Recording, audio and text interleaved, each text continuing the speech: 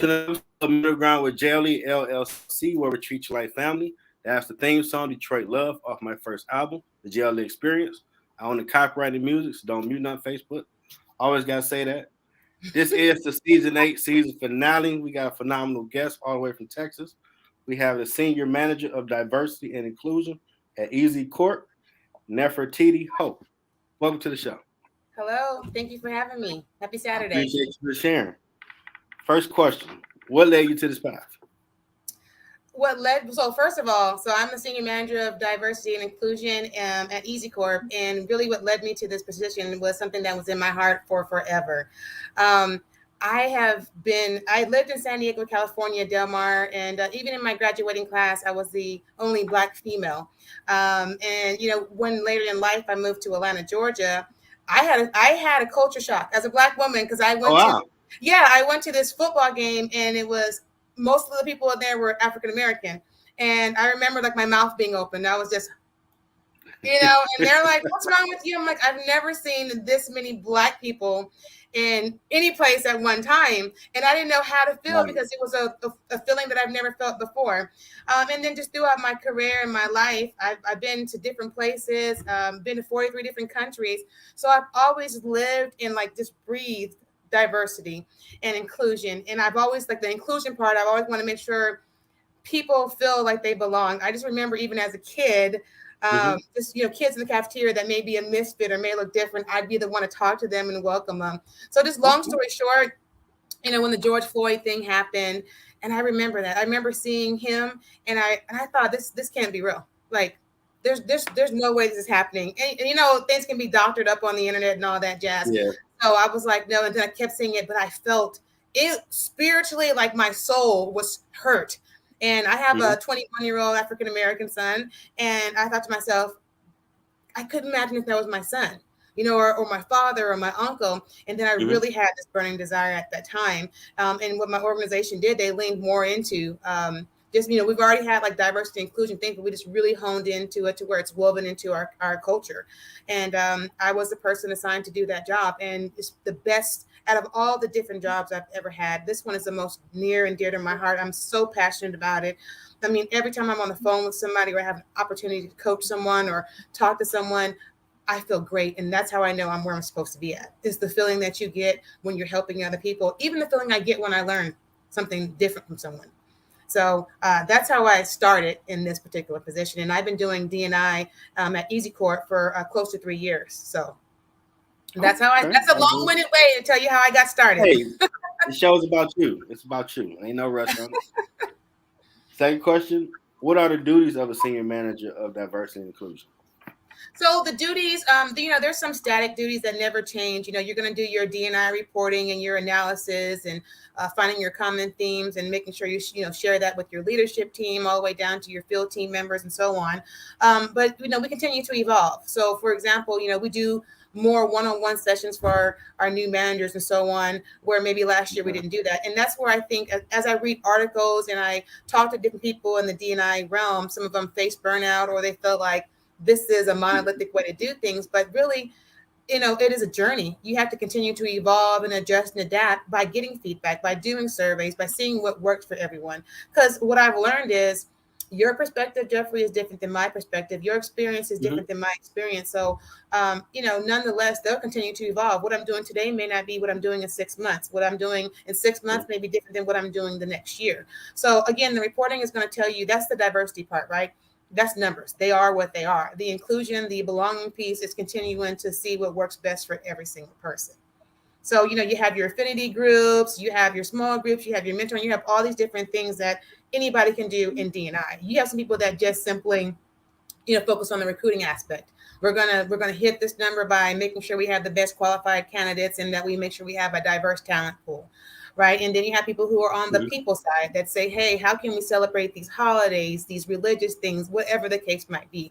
So there's no answer that is a cookie cutter answer for somebody that's in a D&I role. You know what I mean? But for me, it's 100% about the people. How can I make EZCORP a better place to work? How can I make me a better team member, a better peer? Really taking off the rose-colored lenses of our experiences and listening to check for understanding and clarity, and then bridging Mhm. that gap. Right at the end of the day, you take off the titles, you take off the ethnicity, nationality, and so on. We're just all humans, right? We're just warm-blooded mammals That that is have a higher true. intelligent level, trying to make the world a better place. And one big thing for me is like I love the storytelling aspect of it.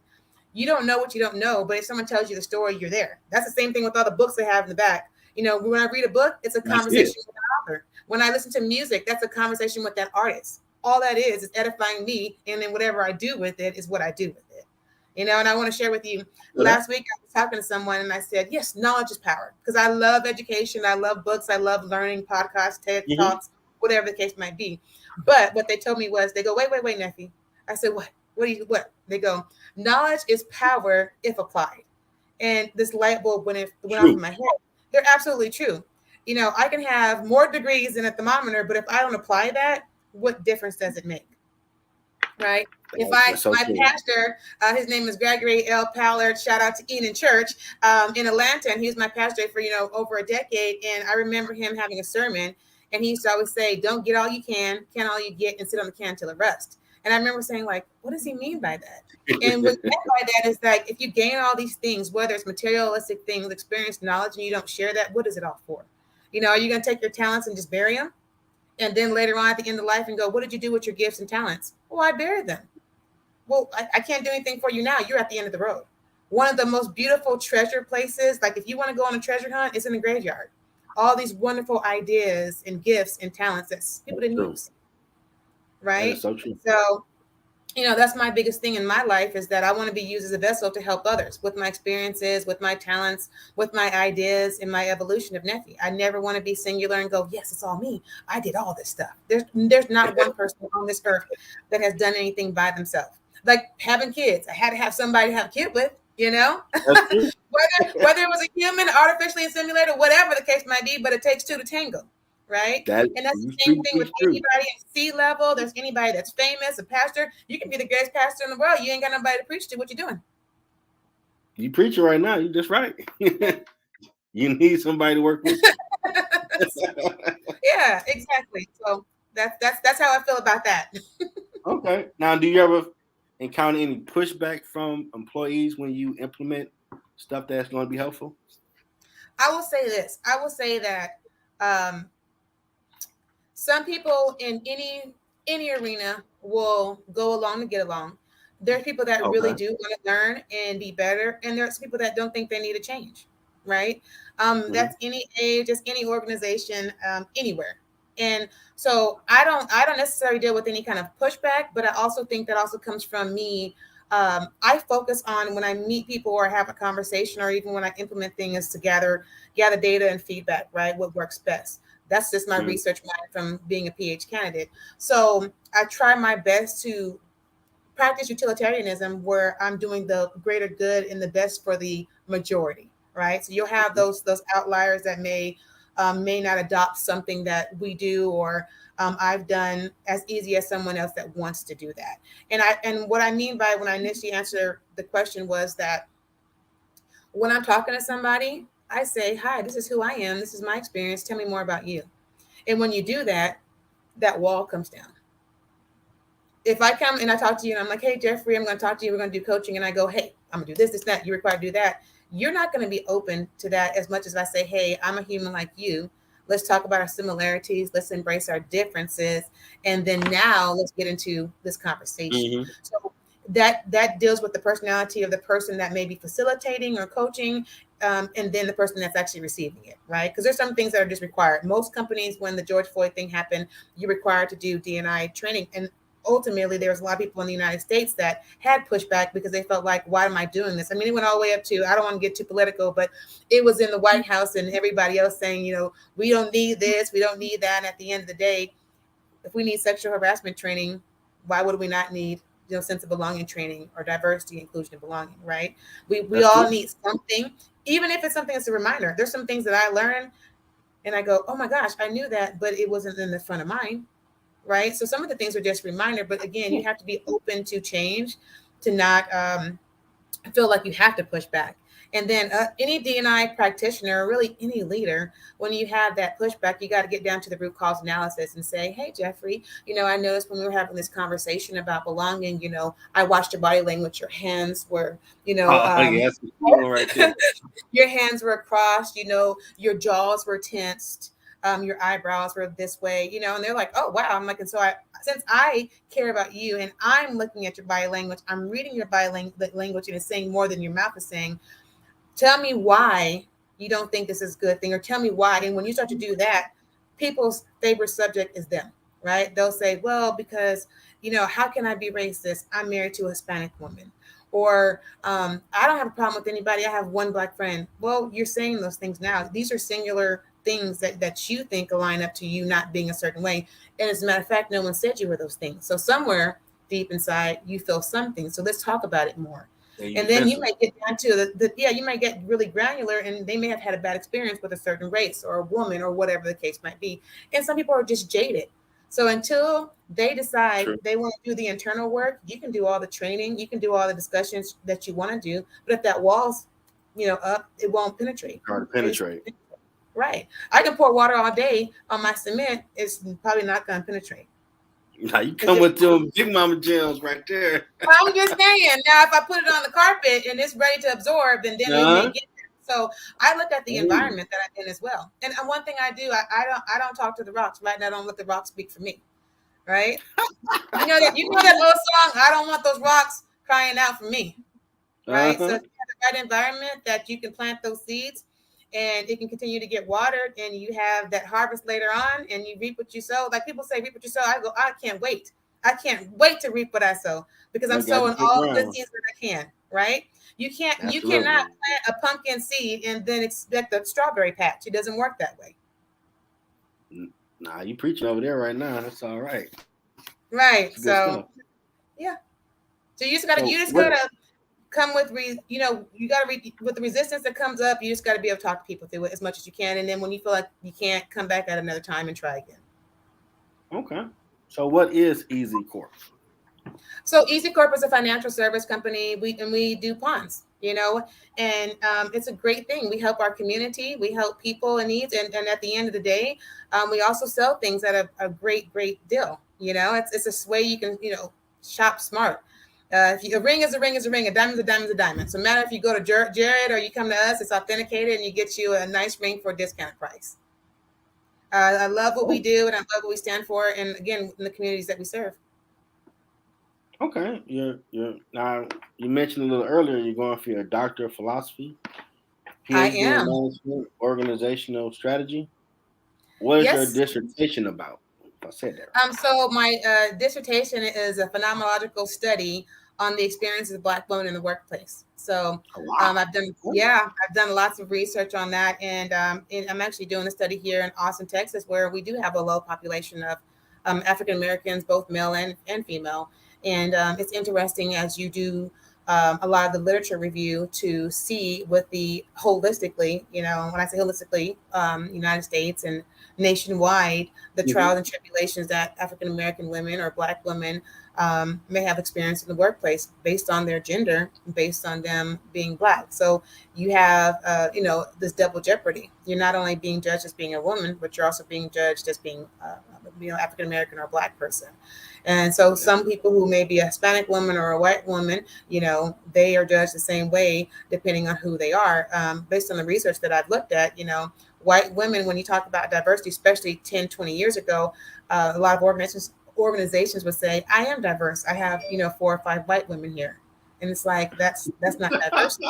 And then the opposite of that is that if you have, an organization that's all African American, you have minorities, but that's not a sign of diversity, right? So initially, interestingly enough, quick story is when I first was doing my dissertation, I didn't want to focus on being a Black woman because I didn't want to be partial or biased to the research. And so initially, I wanted to do BIPOC, Black, Indigenous, people of color.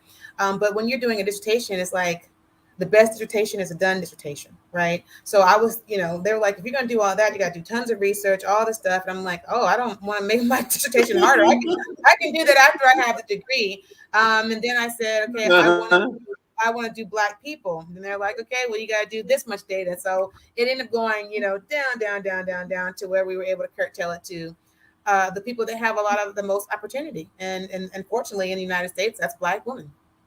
And I don't know if you heard it. Trevor Noah's leaving the Daily Show, and he just had his goodbye speech. And interestingly enough, he gave credit to his Black mother.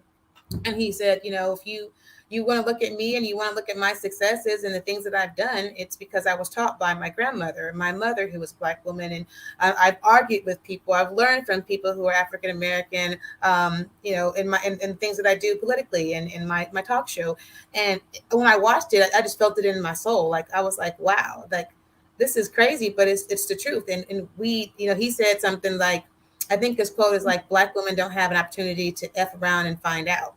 And I thought that was interesting because all my life and all my career, I didn't think about that. But I have had that pressure and stress that I can't, and having children and then pursuing education and wanting to travel and broaden my horizons. I couldn't. I had to work those long hours. I've had to.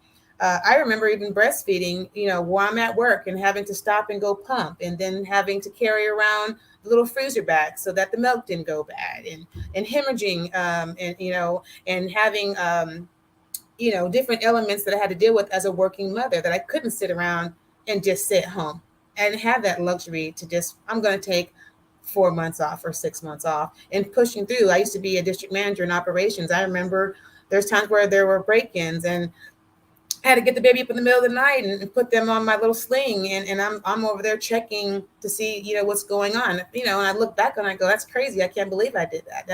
I was a woman, a new mother, and I had my baby out there trying to make sure that that particular store that I was over was okay. And this is many moons ago before I was at the current company that I'm at, but that kind of stuff.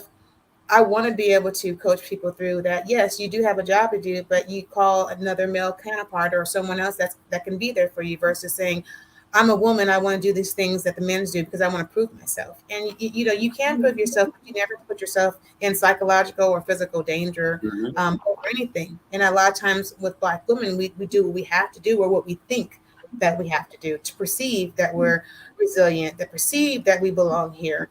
And you don't have to do those things, and I'm so glad that times are changing, that people can actually see you and you can say, hey, I disagree with that.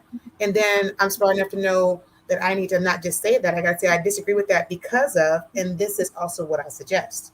I never believed in people saying, oh, don't do this and don't do that. Tell me what you suggest. Oh, you don't have suggestions? Well, then you could have been quiet. You could have kept that quiet. And that's the ugly part about it. If you want to hold someone to the fire, you got to talk to them a little bit more, but that takes work. Yes, Carla, the things we do as a mother all day long, and I tell people all the time, no matter what you believe in or how you believe in, you can just go to nature and you watch nature. The mama bears, they're the ones that do it. Right? Yeah, the king of the jungle. He's sitting there and he go get the food and stuff like that, but mama's the one holding it down, right? They would kill to defend. And none of us would be here without our mothers, right? Good, bad, ugly, great mothers, and a lot of them just do the best they can. I have a 21-year-old, a 14-year-old, and 9-year-old, and I was a different mother to them all, unapologetically.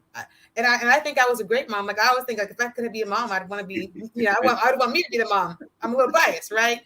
But everyone does the best that they can do. My father was 47, and my mother was 30 when I was born. So my dad was like, he was old school. I had to say the yes, sir, the yes, ma'am. If I dared suck my teeth, it was gonna be something. Oh man. Right. And so now right? Go get that. Don't do that one. You're like, oh, you don't need, that's what I need, a bigger one, right? You can't whoop your kids now, That's in the old days. Hey, go get that big switch and bring it back in here. We're gonna talk about this. Exactly. Days there. Oh, it is. I mean, I remember, like, you fall, it wasn't no, oh, are you okay? Get up, they just keep on going. And you'd be like, help, man down. Mm-hmm. I had to tell my dad one time, I'm like, I'm a girl, right? You know, he's like, yeah, anyways, go get that cement. We're getting ready to build this fence. And I'm like, I'm so tired. I come back home, I'm four shades darker, bug bites all over me. My mom's like, Oh what the man, heck? I'm like, that's who you was with. That's crying. who you told, mama. But guess what? That talks about resilience. I look back on my life, and sometimes people feel like or make an assumption that I'm a girly girl, and I hate that term either as well. But let's just use that for layman's sakes. That oh, you know, Neffy, you don't know how to do that. I'm like, well, if you knew my childhood, I can go ahead and depulp this chicken. I can build a fence. I can mix cement. I can build a house. Like that's what my dad and his brothers and sisters would do that. Like they didn't call contractors out in the plumbing and my dad was an electrician. He retired that way. And guess what? He'd always say, come on, gal. And I would go and do all these different things. So, you know, God forbid we have Armageddon, I can start. I know how to garden and make my own food and have the thing of oats to survive and all that My stuff. dad, he used to do fences. There you go. And so, yeah. So, I mean, back then I was like, oh, this man hates me. Like, why am I working so hard? Like, what did I do? Talk to me more, sir. Oh, no. Oh, because I was like, this is a bit hard. This is hard labor, sir. I'm not getting paid or none of this. Like, you got child loss. Wait a minute. I'm like, yeah, I'm gonna need more than that. I was gonna eat either way. Like, that's one thing Neferiatiti Holt will do is eat. No one has to ever worry about me worrying about my next meal. There you go. Shout out to all the mothers and fathers out there. Yeah. You know. And shout out to President Clinton for making the FMLA bill. I remember in the 90s in high school, women would get fired because they had to go have a kid. But she's not here. I need the work done. Yes. Way to make sure they still had a job. Yes, FMLA is woof.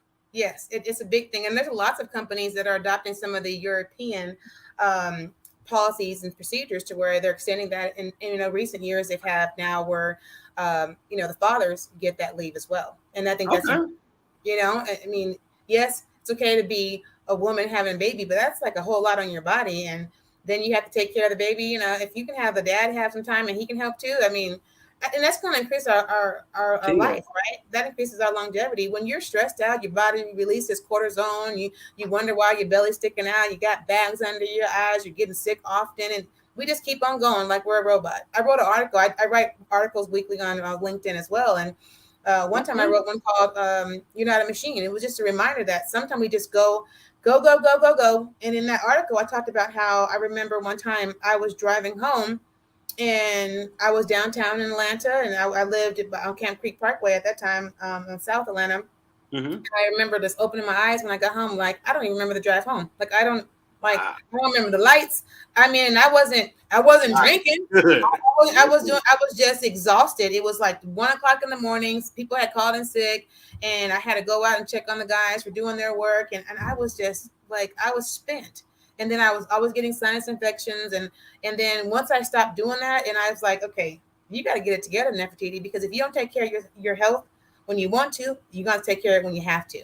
And there's so many people, different races, different genders that they don't know why they're sick. And sometimes it's just your environment, whether your professional environment or your personal environment, that you just keep on going because you have to. But I do love the fact that now there's more and more mental health awareness and we're destigmatizing the conversation about mental health, right? And you can say, I need to take a PTO day. I need to take a mental health day. And people are not looking at you like, oh, you crazy? Like, yeah, I may go crazy if I don't take this day off. So I'll see you the next day, right? Yep. But you speak about a shame. Yeah, you speak about a shame. That's a real game changer. 988 to call for mental health help. Oh yeah, I mean, and a lot of people don't even know they have it. And unfortunately, sometimes in certain communities, it's like, oh, you just talk to the Jesus or Allah or whomever, right? Or you just talk to yourself or talk to your dad or talk to your mom, who are all not licensed therapists. All that has to be in partnership together. So It doesn't mean that one or the other doesn't work, but at the end of the day, whatever you need personally to get yourself on the right track, when you feel you're getting off kilter, you have to do that. But we don't do that. And I know many people that end up in the hospital because they're just exhausted. We see it on the news all the time. Such and such performer is hospitalized for exhaustion and dehydration. I mean, we're going so much that we're not even trying to drink anything when we're on the roads because we don't want to stop and go to the bathroom. Does that sound crazy? But I've done it. I'm sure you've done it. Yeah, I've done it. Yeah, I mean, we're being transparent here. We're having, you said this is like family. We're having a transparent conversation to where Yeah. I haven't I've been drank there any for water all day and wonder why I have a headache. Well, you haven't drank any water or any liquid in 8 hours because I just want to hit all these places so I can hurry up and get home. And then you get home, you can't even enjoy it because you don't feel good. It's crazy. mm-hmm. And we did it And because your either body will tap out. yeah, or we see someone else that did it, or we think someone has the expectation, and then later on you go talk to your supervisor and you're like, "Well, I thought you said." They're like, "I never told you to do all those things," but I thought. That's why communication is so essential. It That's is so true. essential. What are my expectations? What's my support? What's my resources? All right, and we move forward. But we don't do that, and we make a lot of assumptions. And that's what disappointment is. Disappointment is when you expect something from something, or someone, and you didn't even talk about what you wanted or how you wanted it. Oh, they're supposed to know what I wanted. Okay. You keep on Yeah, you're going. a mind reader now. I Jeffrey, ain't you got didn't this know what I out. wanted.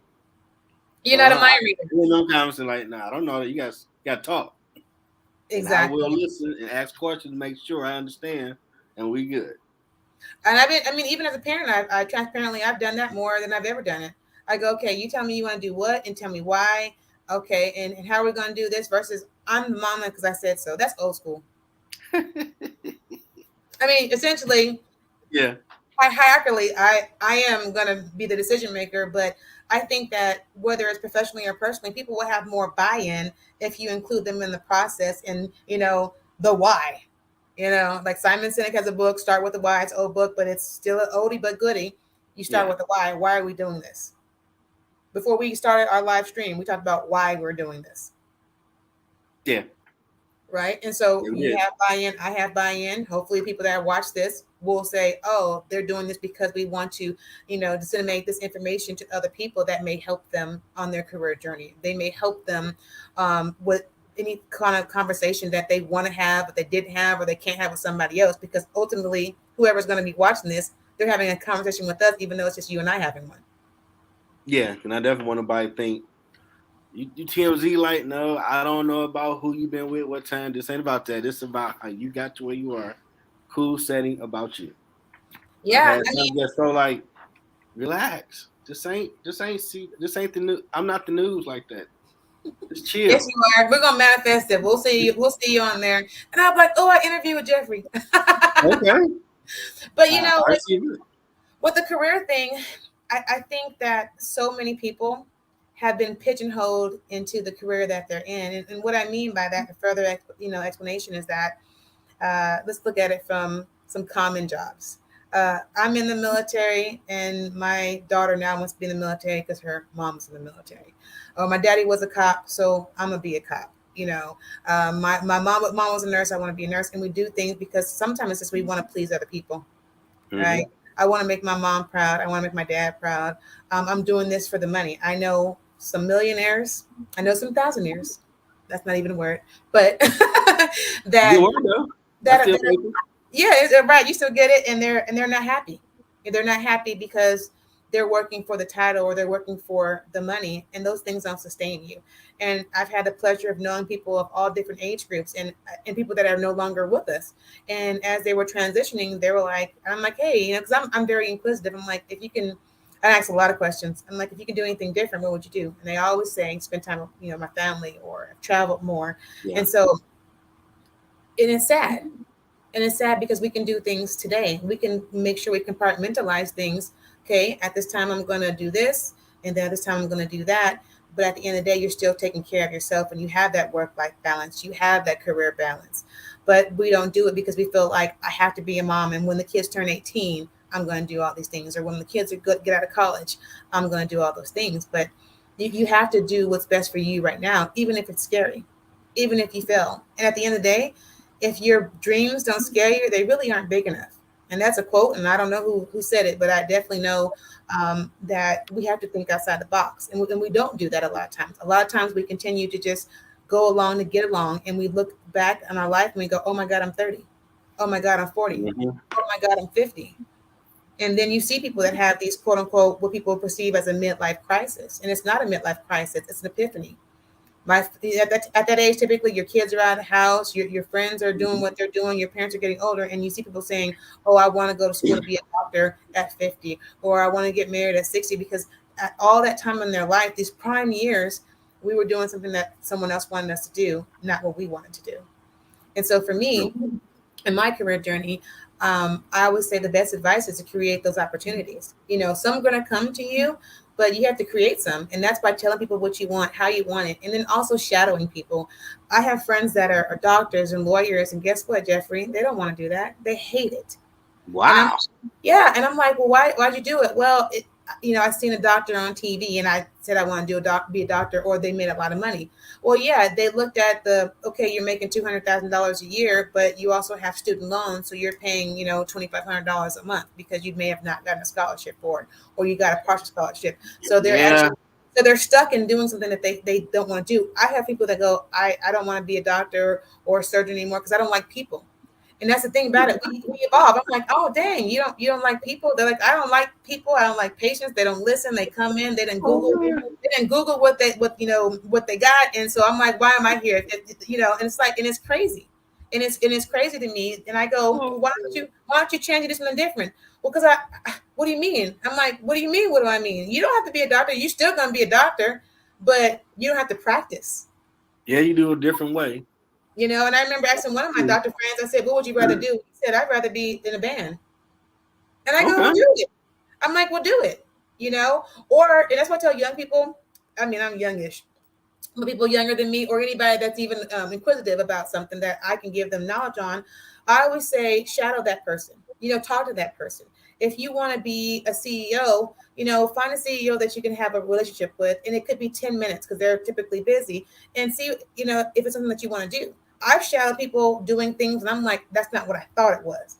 Another article I wrote called what glitters is not gold, right? It may look good, it may look shiny, but it may be aluminum foil that's spray painted gold. And you go, this ain't the same thing. This has no value. You know what I mean? And For so sure. you have to, people always want the glory, but they don't know the story. Yeah, That's I want true. the money of a hairdresser. You can, get a weave done. It's $300, but they don't want to stand up all day long. They don't want to be their client's therapist because that's part of it, Oh right? yeah. Yeah, and then they go, well, I don't want to do all that.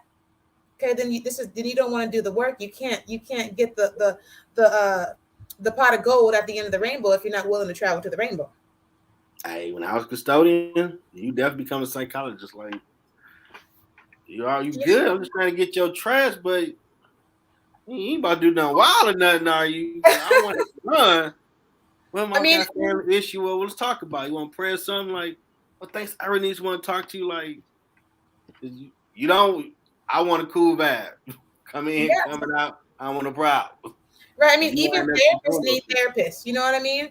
So there's, I haven't wrote it yet, but there's an idea I have called the exchange, and it's going to really Okay. be a premise based on, when we do anything, there's an exchange. You and I are on this call today. You're exchanging an hour of your life that you can never get back. I'm exchanging an hour of my life that I cannot get back. But what are we exchanging it for? We're exchanging it for exposures that people can talk about their careers, whatever the case might be, whatever someone gets out of it. But a lot of times we don't think about the exchange until our days are numbered.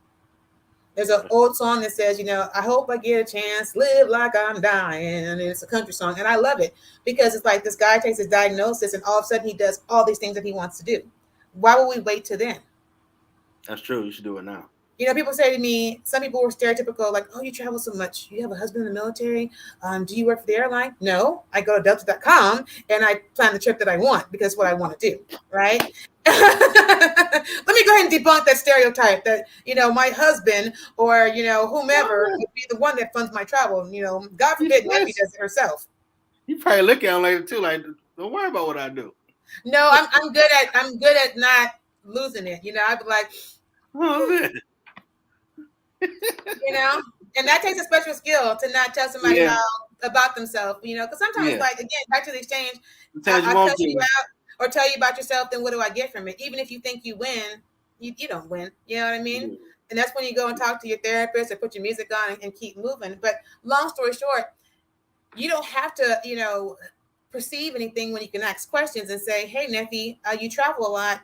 I only make such and such amount of money and I have these bill commitments, I want to travel like you. Can you tell me more? And I'm going to say, absolutely. There's times in my life, because there's hills and valleys, there's ebbs and flows, where I may have the money to just say, boom, I'm going to book this and I'm going to get insurance on it. That's a plus, right? And I got my stuff travel booked. But then there's times where I'm like, I really want to go here, but I don't have the money. And I looked at my options, and there's some places where I could pay 20% down and then pay 30, before 30 days beforehand, pay it off in full. And I'm paying $200 a month. So when you see it on Instagram, like, oh my God, Nefertiti's in, I don't know, Israel. I looked it up. It's a $4,000 trip. Oh no, I got $1,800 because I did it through EFT, and I decided to get my school credits for it at the same time. So I'm exchanging, even though I'm there because I want to be there and learn about Christianity. I'm also exchanging that with the school that I got 12 credits for, because I taught about Armageddon and I taught about the kibbutz, and I had to learn and do the research and teach to that group. So yeah, I had to pay for it, but I also got these other things that are part of it. So you can figure out ways to compound your exchanges that are, for your greater good and for your interest.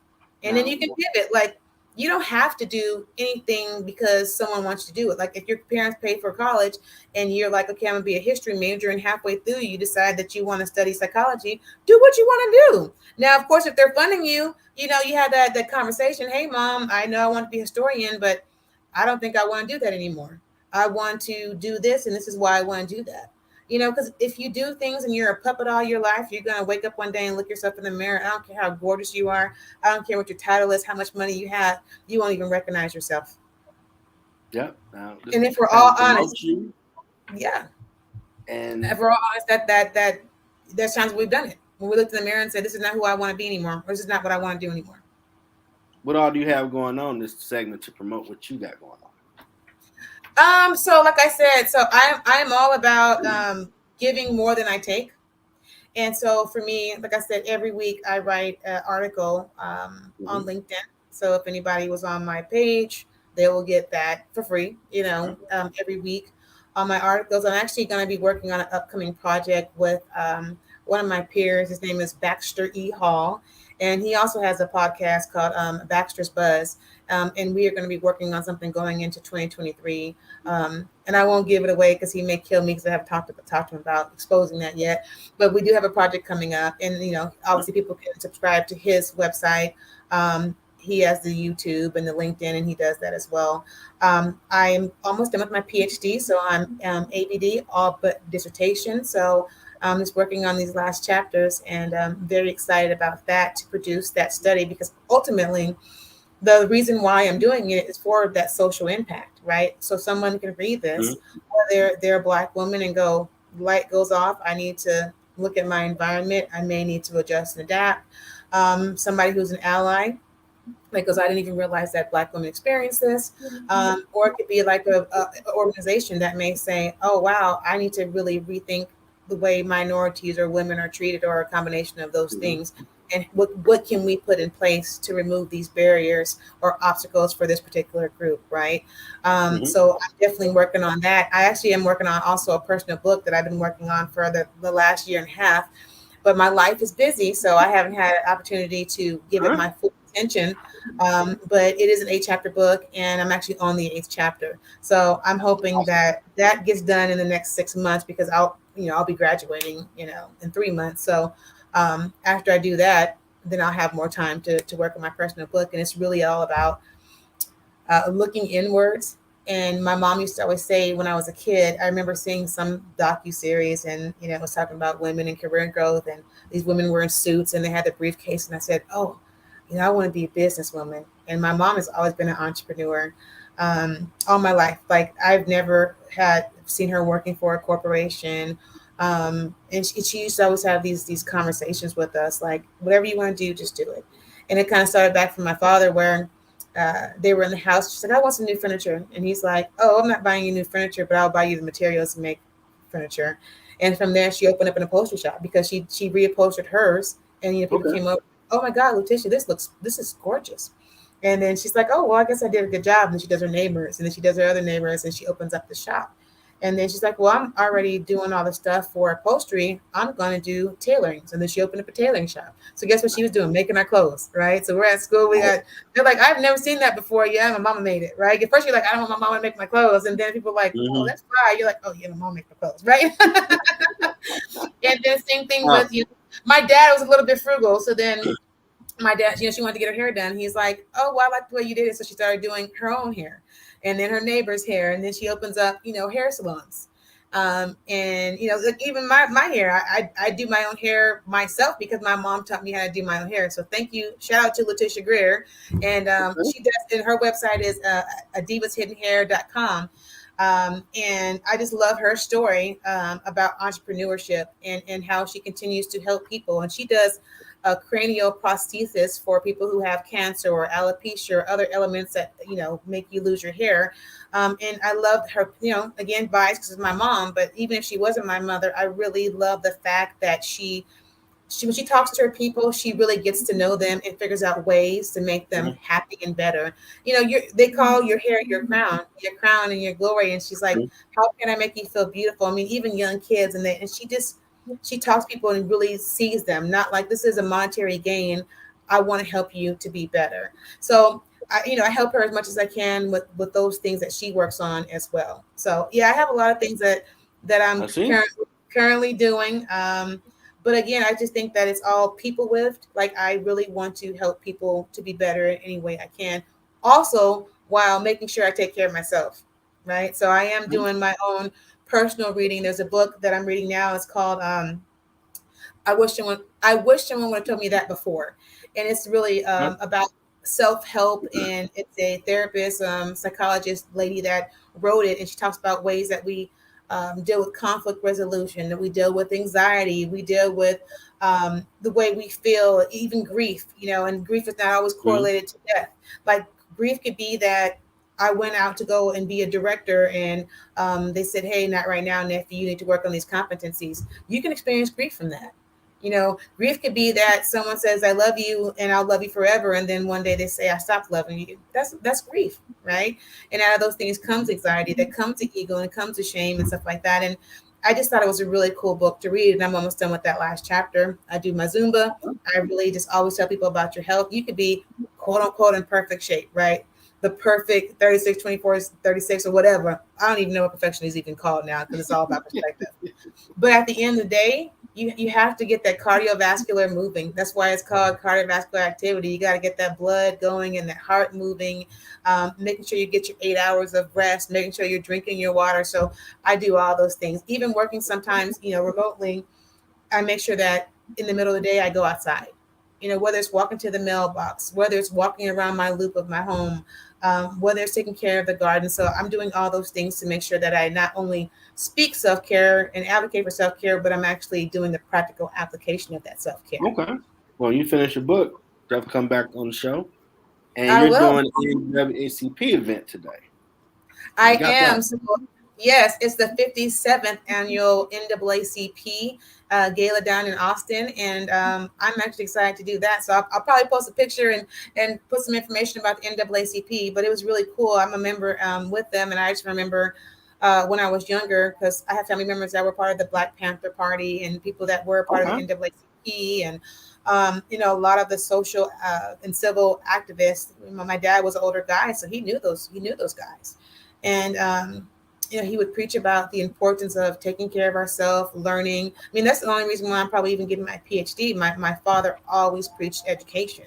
And not only did he preach it, he just says, whether it's book education, whether it's institutional education, once you get it, no one can take it from you. That's your proprietary information that no one can take from you.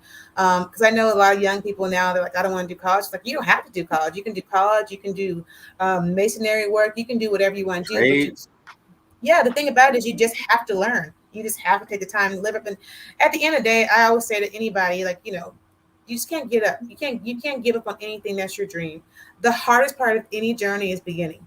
That is the hardest part. If I want to lose weight, it's not the weight that's the hard part. It's me saying, I'm not going to get in and out tonight. I'm not going to get that burger tonight. I'm going to go get that arugula, throw some lemon juice and pepper on it, and call it a day. At the end of the day, either way, I'm going to be full. But it's really, I would say this: if you get the mind, the body will follow.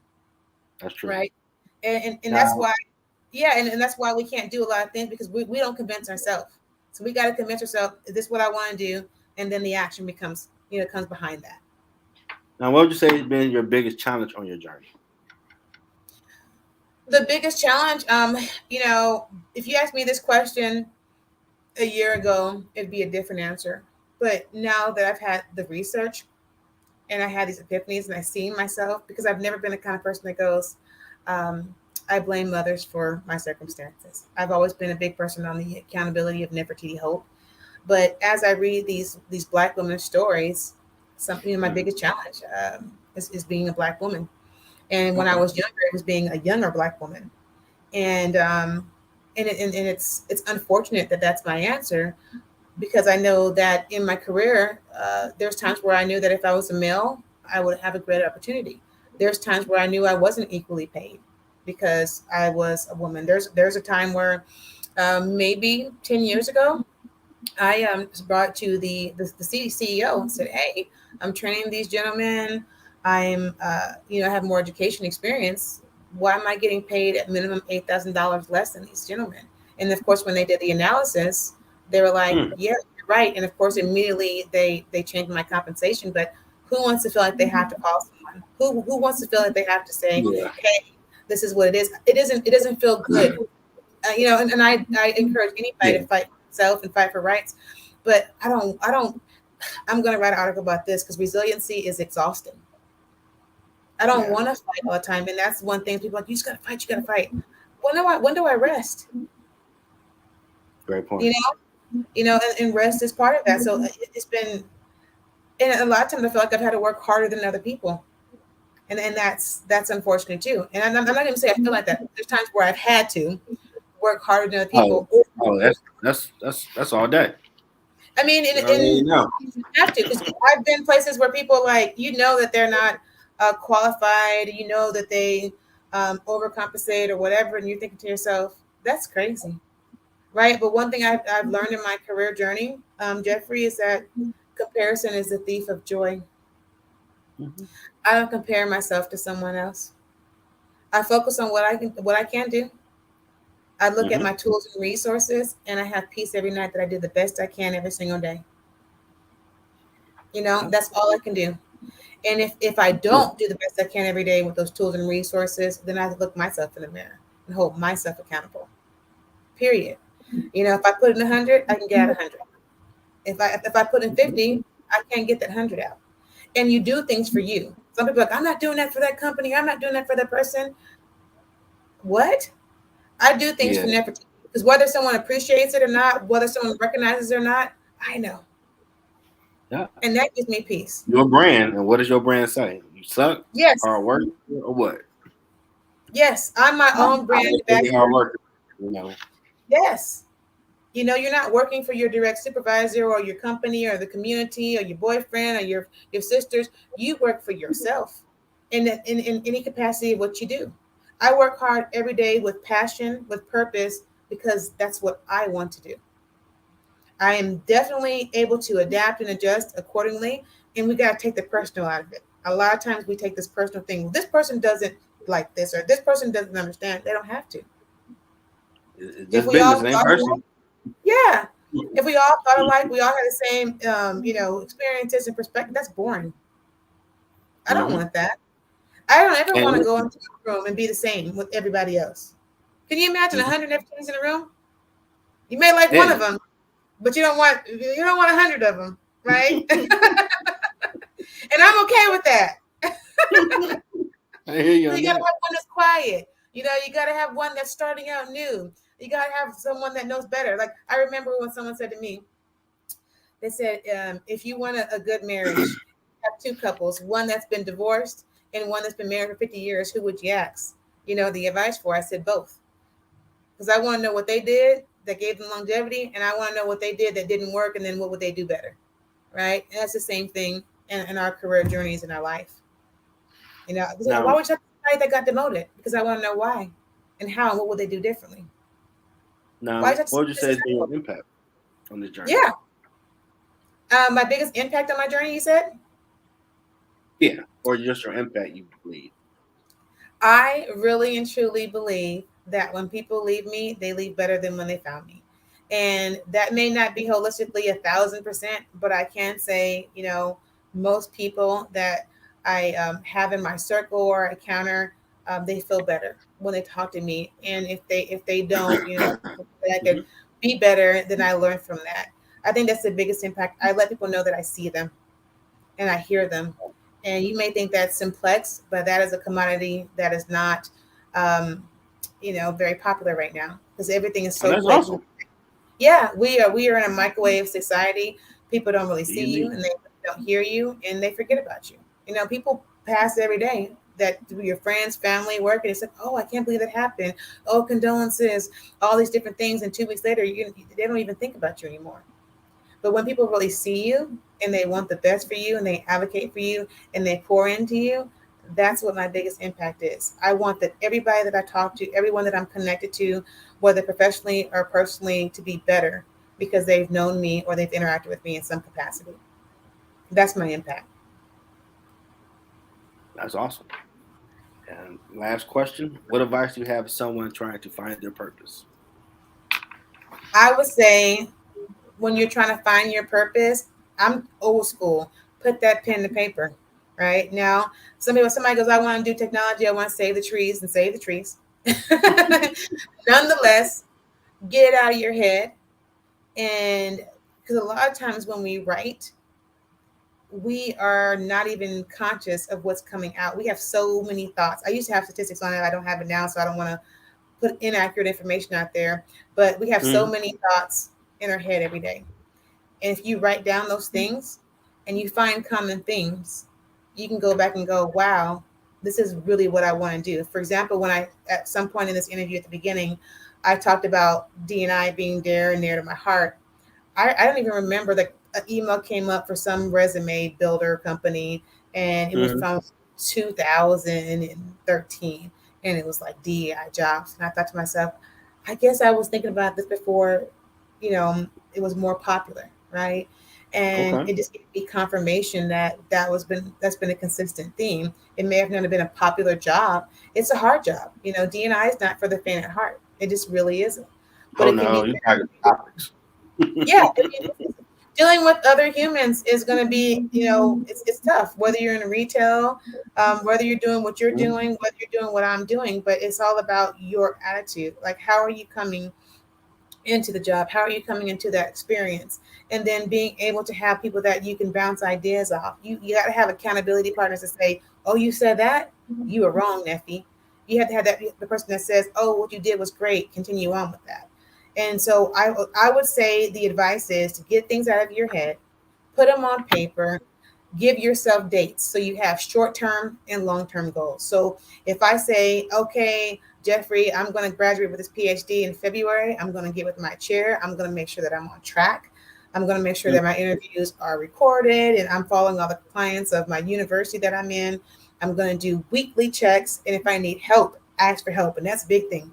A lot of people go, I don't want to ask for help, I know everything. Well, good luck to you, because nobody knows everything. Not a Yeah, CEO, not a manager, not you, not I, right? you can No always one knows learn. everything, right? So you got to get yourself around some really good people that are also going to support you on your journey as you make those changes. And then I would say that when you do fall and you do fail, feel it and then let it go. People go, oh, don't worry about it. You're good. You really have to feel whatever it is you're feeling. So the book I reference, Why Hasn't Anyone Told Me This, has a section on it, maybe chapter 4, where it talks about labeling your feelings. So if I feel Okay. sad, it's okay to say I feel sad. If I feel shame, if I feel jealousy, if I feel envy, if I feel disappointment, because once you label how you feel and you feel it, you can let it go, right? And then when you have that failure, you have that note. So when you're feeling like, oh my God, this feels like the same time I felt at X, Y, and Z, you have documentation that goes, okay, I did this. Now I need to pivot this way. But we, as intelligent as we are, we cannot keep everything and be accurate. There's sometimes I go in the kitchen for some water and I go in the kitchen and go, what am I in the kitchen for? Come sit back down and go, oh, I forgot I was going to get some water. Been there. I mean, we all have done Been that, there. right? We're getting ready, just gonna go, what was I getting ready to do? Or getting ready to say something and go, what was I getting ready to say? So we have to have those things on a track record. And then again, like I said at a certain point of the interview as well, is that, get those people that you want to be like and get that partnership with them or ask those questions because they're in it. They can tell you, you have to do these things. I think most people that try to get a PhD, for example, I think it's 70% of a failure rate because they don't, first of all, it's a lot of years. It's a lot of research, has to be accurate, heavily scrutinized, has to be peer reviewed. And they want this prestige of being Dr. such and such or Nefertiti Holt PhD, however you decide to label yourself, but they don't want to do that work. We go back to that part of doing the hard work, right? And so to be part of that, because right now we're at less than 2% of people have a PhD because of the work. So you guys say to yourself, I'm going to do the research on what it is that I want to do. I want to know the pros, the cons, the benefits, the risk. And then am I willing to do those things? Anybody can go get married, but we're at 65% now of divorce rate because nobody wants to do the work. Oh, we look cute together. Our incomes work together. But it's more than that glitter and gold piece, right? It's a whole work. And who I am today may not be who I am next year or who I am 5 years ago. Because if you're living, you're evolving. When you stop evolving and growing, you might as well just go ahead and lay on in that casket and be casket fresh. That's what it is. Yeah. I mean, we all have people, and I'm not saying in a bad way, but that's what life is. It's growth. I had a gray hair, and I said to myself, whew, but you know what? The alternative would be that I wouldn't be here. Right? But right, but people think that like you gotta be this way, you gotta be that way. Embrace it. I'm embracing my 40s because I think I'm the best version of me that I've ever been. Because I know me, I know what I want to do, I know what I like, I got confidence, and I'm okay with that gray hair. I'm okay with this one wrinkle that's right here. Whatever the case might be. Because it's wisdom. Coming up in the church back in the day, you was toasting, you made it 21 because people was getting murdered for stupid stuff all day long. Oh yeah, I'm from California. I know. And I grew up. I'm an 80s baby. Okay. Yes, I'm an 80s baby. So I know. And even there's times where I'm looking on Facebook or Instagram, talking to my family, and people are dying younger and younger every day of things that they would have normally died from, like heart attacks, because of that stress. That I have to be this certain weight. I have to get this certain position. I have to do these certain things. And you don't have to do anything. You got to pay your taxes. You got to stay whatever you are. You know what I mean? But there's no pressure. And at the end of the day, we're talking about career journeys. Your career could be sitting at home writing books. You don't have to have what you think is prestige. Because to me, I know people that would rather be at home with their kids and have raised their kids than have been in corporate America, climbing up the ladder. I know people that say, I've always liked to dance. I wish I would have opened up a dance studio. Your career journey is yours. Prestige is a myth.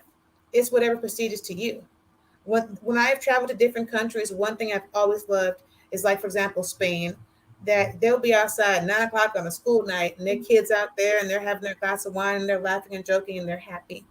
Or someone's like, you need to have your kids in bed by 7 o'clock and you need to be up by 5 o'clock because the early bird gets to warm and you're going to be successful. And it's like, okay, but what's success? Success to me, Jeffrey, is me being happy.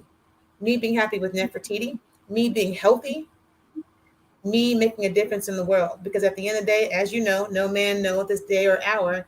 When I leave out of here, I want someone to say, I don't want people to make up nice things to say at my funeral. Like, well, I mean, tell me something about Nephew. I mean, she was nice. I mean, no. They're not going to care what kind of car I drove, what kind of house I lived in, if my hair had a part in it or not. They're going to go, Nephew made me feel this way. Nephew helped me out win this. That's what I want. Right? So with your career journey, you figure out what's best for you, what's best for your family. You pursue it diligently. Be flexible, be adaptable. And at the end of the day, everything that you do with passion and love. That's my advice. Man, that's a Yoda game all show. That's how you end the season right there, baby. That's pretty awesome. Pretty awesome. Got Big Mom and Big Pop perspective on the show. That's all right. With that. Absolutely. That's what life is all about. I mean, each one teach one, it makes it a better place. It really, really and truly does. Hey, Miss Trina. Okay. Well, this has been a great season 8 finale. Season 9 premieres next Friday. We want to thank the awesome Senior Manager of Diversity and Inclusion at EZCORP, Neferiatiti Holt. It's awesome. She's gonna be back on the show when that book done. She found it now, so whenever she want to come back, just let me know. Chop it up on whatever. Absolutely. Hope everybody have a great Saturday. She's gonna go to this awesome event. She's gonna post about it. And I hope everybody have a great day. Have a wonderful day. Thank you for having me, Jeffrey. It's been a blast. Thank you for doing it. Good night, everybody. Good night. Dang. 313 Detroit's love, the Motor City. Detroit's love, can't nothing stop me. Detroit's love, I love my city. Detroit's love, that 313. Detroit raised me. Detroit.